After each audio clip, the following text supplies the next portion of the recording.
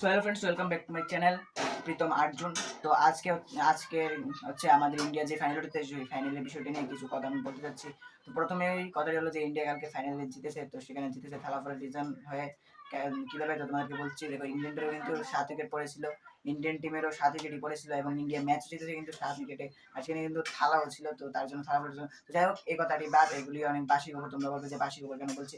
তো বাসি খবর নয় যেটা, তো সেটা আমি আজকে বলছি। তো দেখো, সব থেকে দুঃখের বিষয় যেটা, যে আমরা এখন পর্যন্ত যতগুলি ম্যাচ আমি দেখতে খেলছি, বলতে যতগুলি ম্যাচ নেই, যতগুলি মনে করো আমাদের এইটা ম্যাচটা খুব দরকার, সেই ম্যাচগুলি খেলেছি। বলতে নকআউট টাইপ বলা যেতে পারে, নকআউট না কিন্তু নকআউট টাইপ।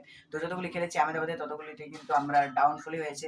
তো ফাইনালটাও কিন্তু আহমেদাবাদই হচ্ছে। তো আমাদের সবারই একটি কথা মনে থাকে যে আমাদের 19 নভেম্বর 2023 কি হয়েছিল। তো সেদিনের কথা ভেবে কিন্তু অনেকে ভাবছে যে এবার ইন্ডিয়া কিন্তু হারতে পারে সেই নরেন্দ্র মোদী স্টেডিয়ামে। তো দেখো, আহমেদাবাদের নরেন্দ্র মোদী স্টেডিয়ামে কিন্তু আমাদের প্রতিপক্ষ যারা থাকে তারাই কিন্তু অনেক রান করে, এবং তারা যদি ডাউনফল থাকে সেই টিমটা কিন্তু আপওয়ার্ড হয়ে যায়। তো দেখো, সিএসকে যে 2023 যে ট্রফিটা জিতেছিল, সেটাও কিন্তু আহমেদাবাদ স্টেডিয়াম থেকে জিতেছিল। তো সেখানে 2 বলে 10 রান, যেটা কিন্তু 100-তে মাত্র 3% হয়, 100-এ 3% হয় কিন্তু এটা। তো সেখানে কিন্তু করে জিতে নিয়েছে।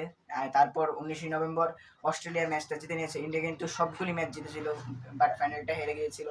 তো তারপর কিন্তু গত যে ম্যাচ রয়েছে সাউথ আফ্রিকার সাথে, সেখানেও কিন্তু ইন্ডিয়া হেরে গিয়েছে। এবার হচ্ছে যে ফাইনালটা কি হবে। তো দেখো, আমার মতে সেখানে কিন্তু যারা হলুদ জার্সিতে থাকে তাদেরই জয় 100% হয়, আর যারা অন্য জার্সিতে থাকে, অন্য জার্সি থাকলে কিন্তু আমাদের হারানোটা সুবিধা হয়। হ্যাঁ, ঠিক, এটাই আমার মনে হচ্ছে। কেননা দেখো, আমরা যেই অন্য ম্যাচগুলি খেলেছি হলুদ জার্সি তাদের সাথে, কিন্তু আমরা ম্যাচটি জিতেছি, অনেকগুলি ম্যাচে আমরা জিতেছি আহমেদাবাদ স্টেডিয়ামে। তো সেটা এখন দেখার বিষয় যে আমাদের রবিবার দিন।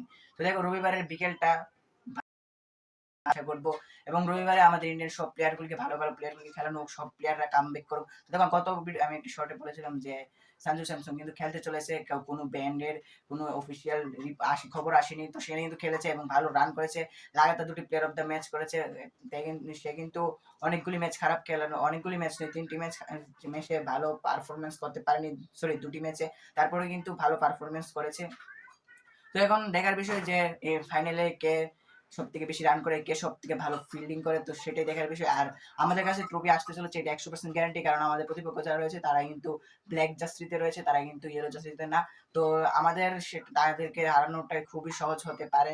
আমাদের যে বলার রয়েছে, বুমরা নাম্বার 1 বলার, হার্দিক পান্ডিয়া রয়েছে, তারপর রয়েছে শিবম দুবে রয়েছে, তারপর অনেকেই রয়েছে, অক্ষর প্যাটেল রয়েছে, হরদীপ সিং রয়েছে, এবং ব্যাটসম্যানও কিন্তু ভালো রয়েছে। তো সেখানে কিন্তু আমাদের অভিষেক শর্মাকে একটু ভালো খেলতে হবে। অভিষেক শর্মা যদি একটু ভালো খেলে তাহলে কিন্তু আমাদের টিমটা প্রায় জিতে যাবে। আর সঞ্জু যেভাবে খেলছে তা কিন্তু সেভাবে খেলতে হবে।